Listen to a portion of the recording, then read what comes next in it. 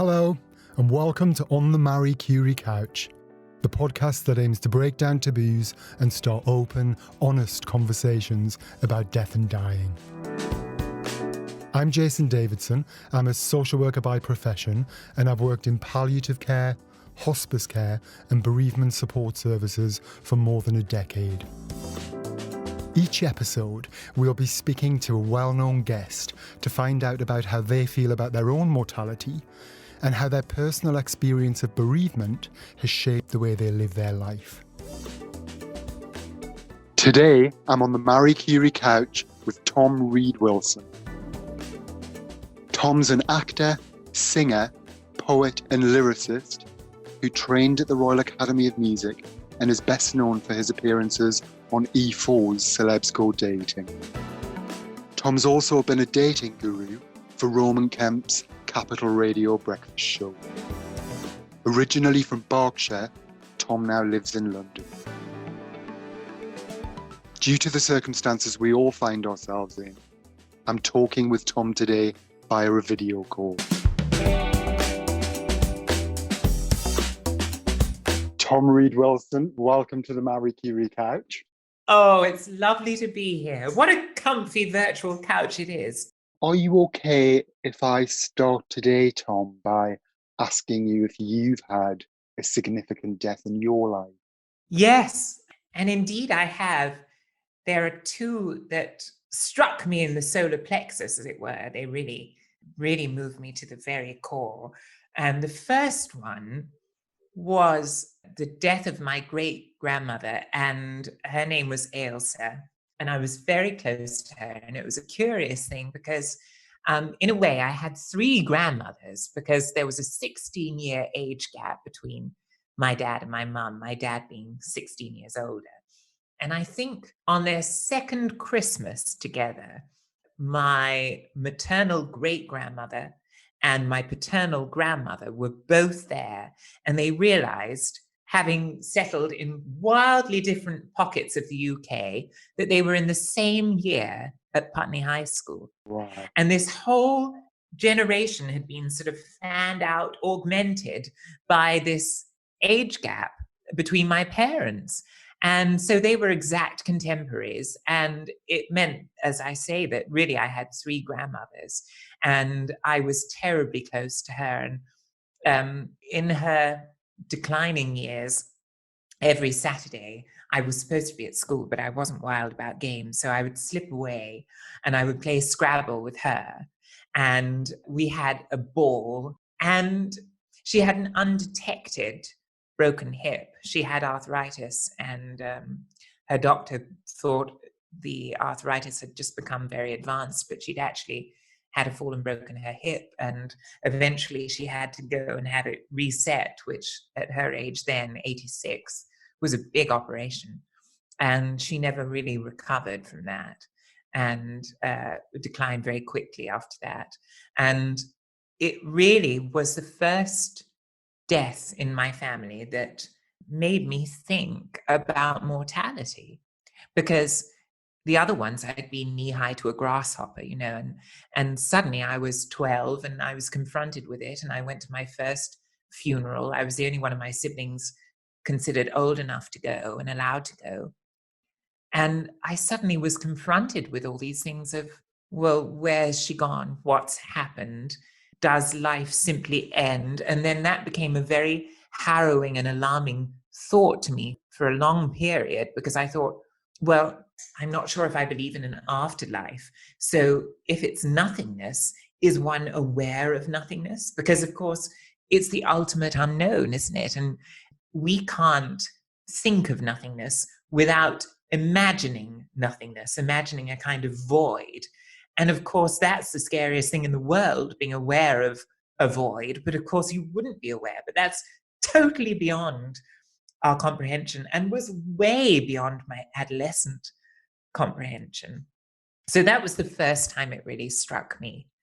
Going back, Tom, to when she died and you said you attended the funeral, you were allowed to go. What kind of conversations do you remember about death or even dying beforehand, around you, family or her friends? Well, it was a funny day. My family are very good at employing humor at funerals, and especially if it's a very elderly relative. And it was a very busy crematorium, I remember, and it was a wonderfully clement day.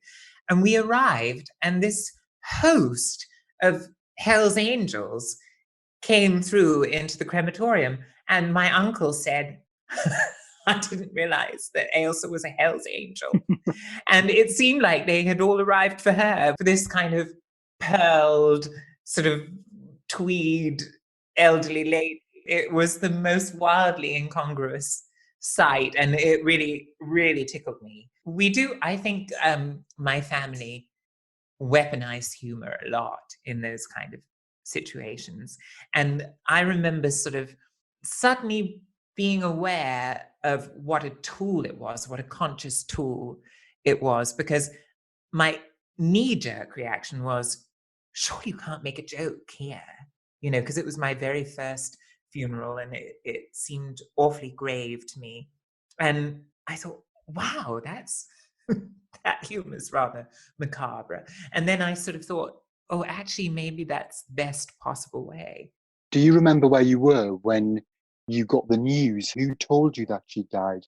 Yes, my mum told me, and the funeral was arranged within a week. And the funny thing was, I had almost an allergy to crying at that point in my very early teenage years. I'd been able to cry absolutely like a tap at school, and I used it to great advantage at primary school. And then I thought it was a kind of punishment that my tear ducts had a cork in them suddenly, and I couldn't do it anymore. And I had this amazing cathartic release there, and I had a kind of strange epiphany about funerals that stayed with me ever since, because lots of my relatives I saw cry for the very first time. And I thought, this is the wonderful thing about a funeral. We're all facing forward. We're not regarding one another. And we're supposed to be one unified body. Even when we sing as one unified body. We're not aware of any individual.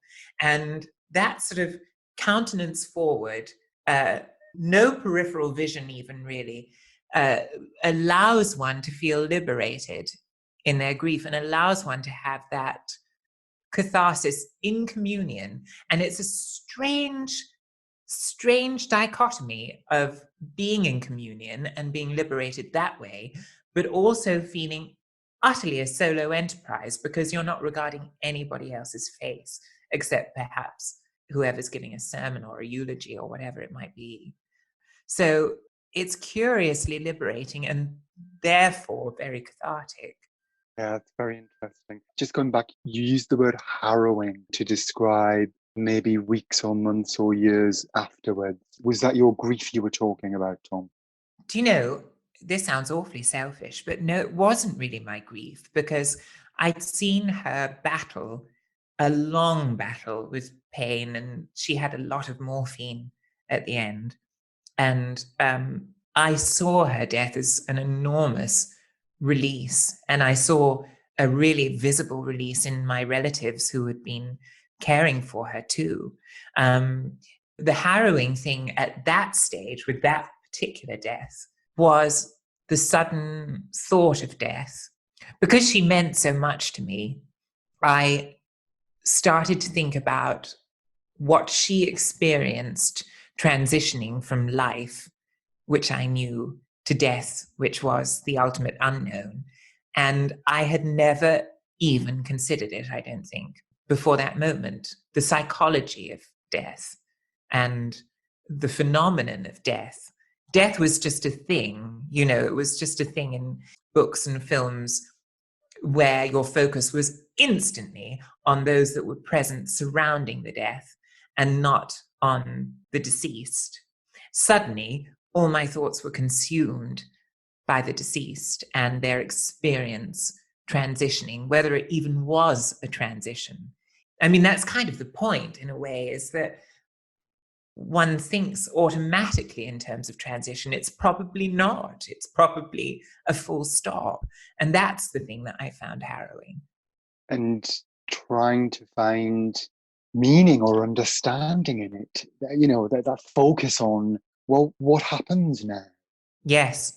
And I think that hit me much, much more with the second major death that really, really hit me, which was my uncle who took his own life. And it was a completely different kind of death.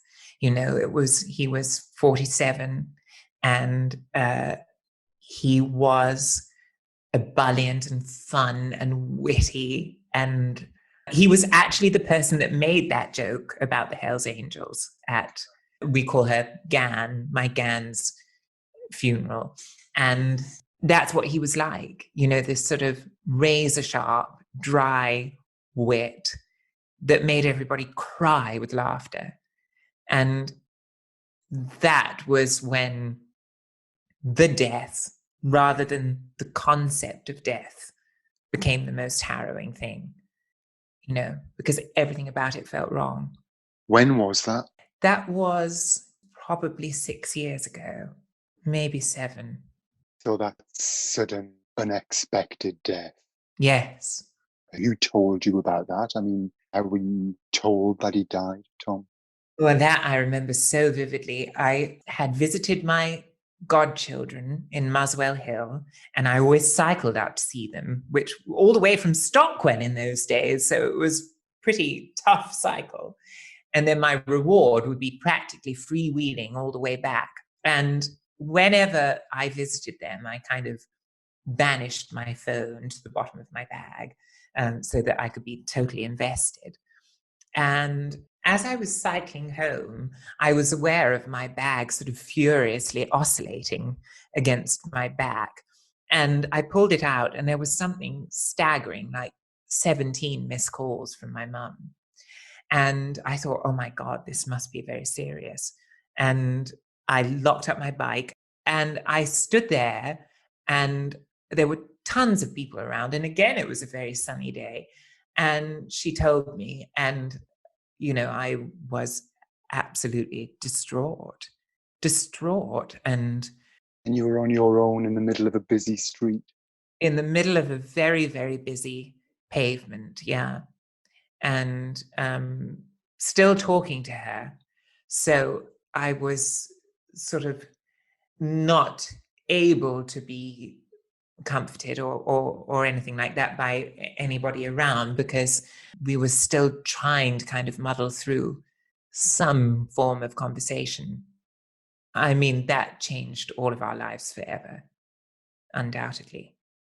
Can you tell us in what ways, Tom, that changed your lives?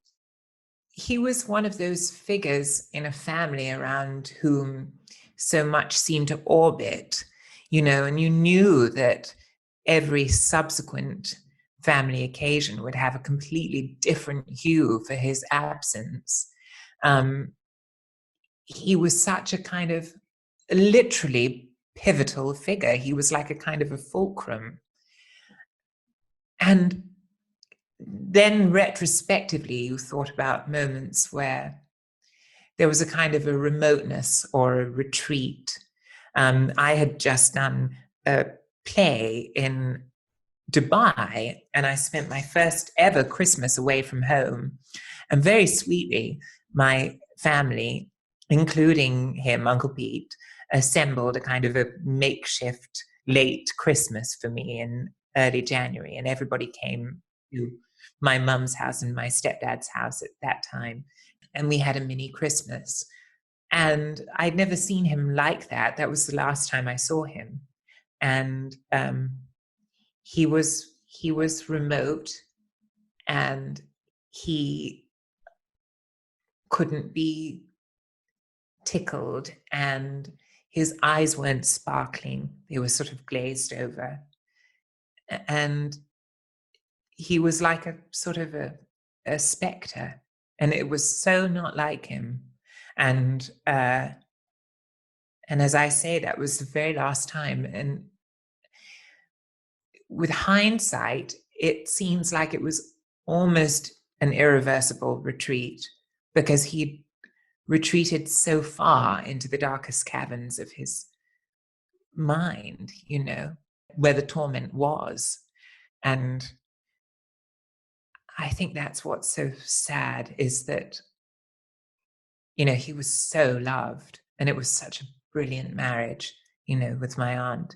I always say in relationships, because of my work, I'm asked about relationships a lot. And I always say that apart from love, I always say the two metric tests of a great relationship, I think, in the ones I've observed, are parity and humor. And I don't mean superficial economic parity or anything like that. I mean real social parity, two equals with enormous mutual respect, communicating and allowing each other's voice to be heard. And then often at the apotheosis of a row, falling about laughing, which is what they had. And it's what my maternal grandparents had. And I was very lucky to see that. And I think it's what the parents of my godchildren have too. And they had that. And so every aspect seemed so desperate. And I don't know, I don't think I was a tremendous help either afterwards. I think I was very self-conscious in approaching grief. What do you mean, not a tremendous help? I think I was too wary of other people's grief, of my cousin's grief and of my aunt's grief. She was staggering. She was unbelievable. She was almost too altruistic, because her instant focus was, how do I convey this to my children? But she is so generous of spirit. It's so typically her. And in a way, I think that was a coping mechanism too, And it's so difficult, I think, for people listening who are grieving right now in a family where they've had a significant loss, then it can be really tough trying to support each other as well, because everybody's grief is unique to them, because the relationship they had with the person who's died was unique to them. Yes, absolutely. And there is no set of rules. I think all one can do, really, is be candid about how lost in the quagmire of grief we are. So if you say, what do you need from me? What can I provide, if anything, at this juncture? Rather than going to your own arsenal and saying to yourself, maybe I'll try hugging them. Maybe I'll try giving them their space. Maybe I'll try distracting them.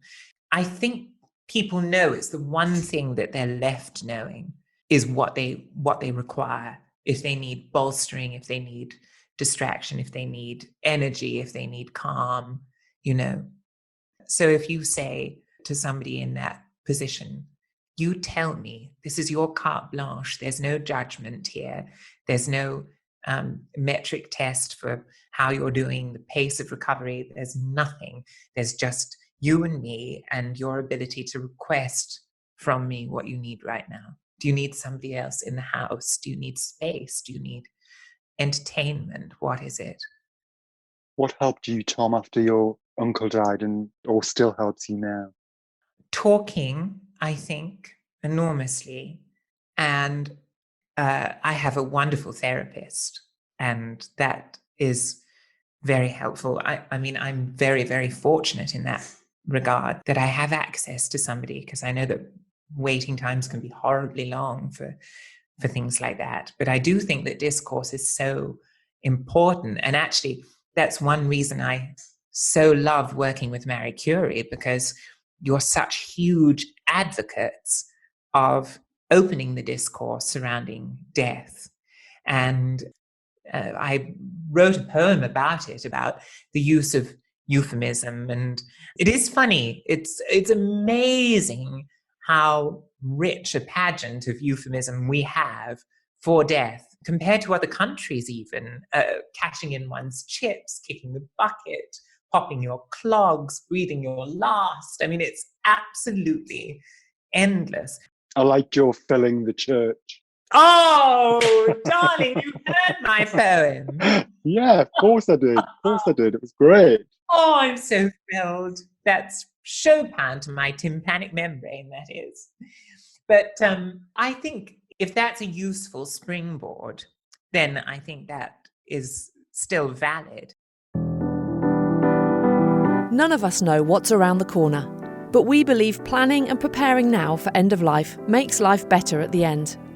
Marie Curie is here to help.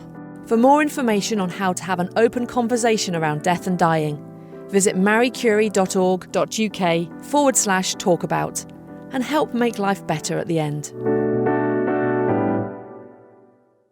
It is interesting if you look sociopolitically, if you look at times in our history where death was ubiquitous and very, very visible. There were no curtains shrouding it, or even kind of extensive undertakers, you know, in times of plague and whatever it might be. The lexicon surrounding death was much, much more direct. You just got me thinking about, you know, how death now seen a sort of medical discourse around it. So it's seen as, you know, something to be managed in hospital or to be hidden away. Yes. And, you know, you gave a couple of great examples there of just when death used to be part of the community. It happened in the community.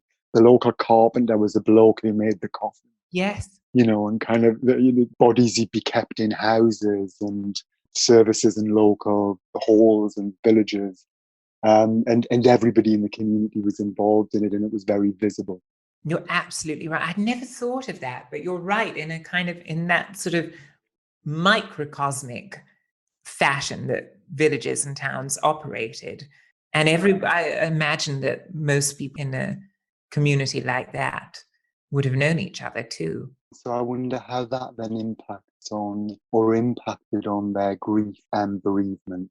Going back to you talking earlier about the collective, if it was more open and it was more visible, I can assume maybe grief and bereavement was also more open. Yes. And the curious thing now, where people feel somewhat robbed of their grief, those that weren't able to attend those very, very pared down funerals of family members that died at the zenith of the virus, the comfort and the succor seems to come from that universality of being robbed. So it's like through the press and through virtual communication, and actually through outlets like this, one realizes that discourse is the way to combat that inability to have the kind of communion catharsis that I was talking about earlier, which I do think is so vital. Although, interestingly, where death is concerned, in my family, it's often been said that that period after the funeral is the most difficult because everything seems to be building up. It sort of seems to be a great crescendo to that moment of ultimate catharsis. And then you're lonely, you know, and then the absence hits you. And that's when people seem to kind of melt away a little bit. One of my best friends, her father died very suddenly of a heart attack a couple of years ago. And I was filming on the day of the funeral and I couldn't go. And I said, I'm so sorry I can't come. And she said, do you know what would be so much more valuable to my mum actually would be if in 2 weeks you sent a bunch of flowers, because that's what she's worried about. She's worried about 2 weeks, 3 weeks, a month from now, you know, not actually about the funeral. And I think when, as you described, that kind of run up to the funeral can often be a very busy time, can be a very numb time. Yes. People describe feeling quite robotic. But then after the funeral, when you're still in the sort of depths of death and everybody else goes back to their lives, but you can't just yet then yeah, where does that leave you? And it sometimes doesn't leave you in a very nice place. No, I think you're absolutely right. It's when people can feel marooned suddenly, marooned in their grief, which is just excruciating. But I think, as you were just describing there as well, what what they said about sending flowers 2 weeks later, those kind of things can be a great help. Link in later on, 2 weeks, 4 weeks, 6 weeks, sending a text, sending a note, writing a letter, thinking about you. I'm here. I know your loss hasn't gone away. It's so interesting that your symbol is a daffodil, because flowers are so powerful. I remember Iris Murdoch saying something wonderful. She said, if a Martian came to Earth, they'd think that the human race would be giddy with delight the whole time to be surrounded by such magical things, because you look at the whirl of a bloom and you could just look at it interminably. Especially something like a peony they're so complex, and these sort of endless veins and arteries and myriad hues, just riotous. And it is amazing. I think it's no accident that funerals are always full of flowers, everywhere. Even on top of the coffin, there are flowers. And I think that doing that says so much if you continually send bouquets to people to cheer them. And that sort of very real sense of something blossoming and emitting perfume around them. It's amazing how that impacts the soul. Tom, just to move on a bit now, I'd like to ask you if you think about your own death. Yes, well, that bereavement when I was 12 was the start of that. And it is something I ruminate on rather too much, probably. And it's so funny because my parents couldn't be more different. My dad is so funny. If I talk to, he's a sort of staunch atheist, and you talk to him about death, and he says, well, that's it. That's the end. Boom. Gone. That's it. And then I always counter that by saying, yeah, but we don't know what it means.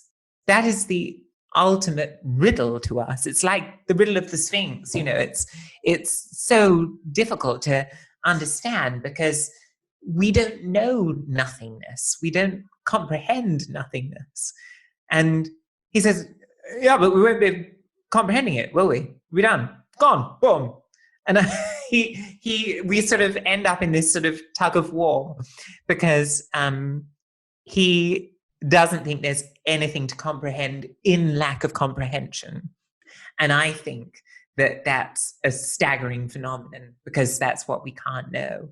And everything else that is an unknown to us, we have a glimmer of. Concepts like perfection, for example, that we don't know, we haven't witnessed on Earth and never will. Something like a flower will give us a shade of it. It'll give us a notion of it, but we don't even have a notion of this. And I've had the same discussion with my mum, who in other ways is less aligned with my thinking. And she said to me, yes, that's exactly what baffles me and what makes it a recurring thought and what makes it creep into my nightmares and makes it the single most terrifying thing to me is that lack of comprehension and that darkest of all thoughts. Are we going to be mindful of a nothingness, of an end? And that's the thing that gets my mind in a horrible knot. But of course we won't. The great thing is, of course, we won't. We can't. No grey cells will be dancing to ruminate on anything or to even digest anything. But that's the puzzlement for me. That's the missing piece because I don't know that. I've never experienced that. I was interested to hear that you've had these conversations with your parents. So in our work at Marie Curie, we encourage people to talk about their own deaths and death and dying, and also to think about practical things like writing a will or planning a funeral or talking about what care they would want at the end of their life. Are there some things you've given thought to or talked about with your parents? Well, not with my mum, because my mum is a delicious ball of chaos. So I don't know if she even has a will. But my dad is terribly, terribly pragmatic. And so if he does modify it or anything, we always will get a very kind of matter of fact bulletin. And it's the same with my maternal granny, funnily enough. She's ultra pragmatic. And so she's spoken openly about it. But funnily enough, my most recent conversation about wills was not with either of them. It was with the parents of my godkids who said, we're just about to modify our wills. And we want to entrust the children to you if anything happens. And we need your consent to that. And I said, yes, I'd be thrilled. And it was the most extraordinary thing, because I was kind of deeply touched that they'd ask me. You know, they have relatives that could do it, but I was really, really moved by it. But I also sort of thought, but you're never going to die, you know? And there were umpteen reactions all kind of knit together. And it does make your brain frightfully busy, because you start kind of forecasting in myriad ways. It's really amazing. But then I think that maybe that's another reason why discourse is so important, because these thoughts shouldn't be an assault, you know, on the brain. I mean, it's not something you want to discuss all the time. It's not great dinner party chat, but it's certainly something that we could discuss at intervals with more candor and be less frightened of it. And I include myself in that. In fact, I had a conversation, because I'm a big old greenie, Jason, and I was talking with my dear friend who's my colleague on Celebs Go Dating, Paul Brunson, and he and I, our conversation really runs the gamut. And we have talked about death. And I suddenly thought, do you know, it's quite important that I think, as somebody that's very environmentally driven, to think about how I'm buried. So I decided that I would like a green burial, where I'm sort of buried standing up so that I don't consume too much space, and a tree is planted on top of me. You know, that it's a new kind of burial that's been devised to be as green as possible and to not give off any emissions when you die. And I suddenly thought, actually, that's a rather lovely thought. That doesn't chill me at all. You'd like to be buried and not cremated? Yes, I think so. And that is the only reason. Most of my family were cremated and not buried. But, you know, I suppose I want what is left of my flesh to do as much good as it possibly can. And if it fertilizes a tree's roots, and then that tree is sequestering CO2 in its lovely canopy, then dead me will be very, very happy. My hovering spectre somewhere will say, good for you, tree. I like that. It sounds it's a great idea. You know, you can put those wishes into your will as well. So you can put those kind of Yes.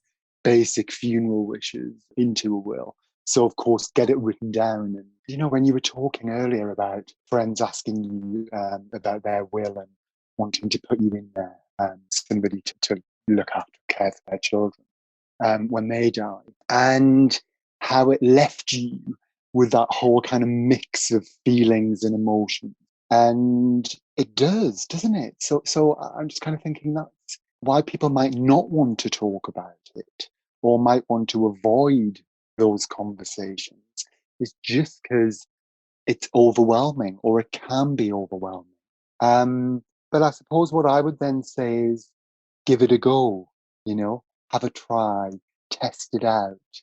And once you start to talk about it, it might become less overwhelming, and you might be able to make some plans, support, and help each other. Well, again, the parents of my godchildren, who are both best friends, are wizards of wit. So in one breath, they said this to me, and then they followed up with, we're not planning to go anywhere. We're going skydiving next week, but, other than that. It's just like, and I think it can be such tonic, and it's so useful. And I'm very lucky because I'm surrounded by people that verge on the macabre, as I say, with their humor. So nothing's off limits. And I mean, death is very funny. It's very, very tragic, but it's also like anything that's really tragic in life. It's very funny because it's going to happen to all of us. It's inescapable. And it's sort of a little bit ridiculous as well. Just before we finish, Tom, today, and honestly, I've so enjoyed this conversation. So, thank you for being open. Well, thank you. And actually, on that note, that is the petrol to my candor, if you like, is knowing that people are listening right now and want to talk. And it's literally like turning the tap, if it's stiff and you can turn it, then it's nice to let it proceed from you, because gosh, it's helpful, isn't it? It's so helpful. And in some cases, it's the only tonic, My last question, Tom, is legacy something that's important to you, as in how you'd like to be remembered? Well, people can come and visit my tree. Yeah, I was thinking that earlier when you were talking about the tree. What a great place to sit under the shade. Yes, that would be very, very nice. And they can look up in the canopy and they can say, that tit's come and sat on Tom's branch. Or, that's a very handsome oak leaf. I'd like a red oak because they have an especially big canopy. So they sequester a lot of carbon. I think it's a ton by their 40th birthday, which is amazing, isn't it? That's great. Tom Reed-Wilson, thank you so much. Thank you for having me. It's been heaven. So that's all for this episode of On the Marie Curie Couch. We hope it's got you thinking about matters of life and death, and perhaps starting those conversations with your own friends and family. Marie Curie's here to help. From planning ahead to coping with bereavement, you can talk through any concerns you have around the end of life with our support line team, which also includes specially trained nurses. Call us on 0800 090 2309 or search Marie Curie online. This podcast is made by Marie Curie, a national charity that supports people affected by terminal illness. For more information and support, you can visit our website, mariecurie.org.uk. The podcast is produced and edited by Marie Curie with support from Ultimate Sound and Vision. The music featured is Time Lapse by Panoceanic. If you've enjoyed this podcast, please do like and subscribe. Thanks for listening, and until next time, goodbye.